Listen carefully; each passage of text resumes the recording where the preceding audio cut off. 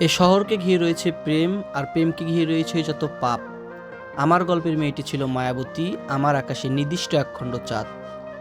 বহুদিন ধরে চোখ জোড়া তাকে দেখে না, শুনেছি সেও নাকি আগের মতো আমায় ভালোবাসে না। কি ছিল তার চোখের চাউনি, তাই হয়তো আজ অব্দি অন্য কারো প্রতি ভালোবাসাটুকুও জন্মায়নি। আমার দোষ ছিল, আমি বেকার ছিলাম। প্রেম অধ্যায়টা নিষিদ্ধ ছিল আমার জন্য। এ শহরে প্রেম হারায়, প্রেমিকারাও হারায়, তবে এর পিছনে বেকারত্বই মূল কারণ নয়। তাদের প্রতি আমাদের কেটে যাওয়ার টানই মূলত বিষয়।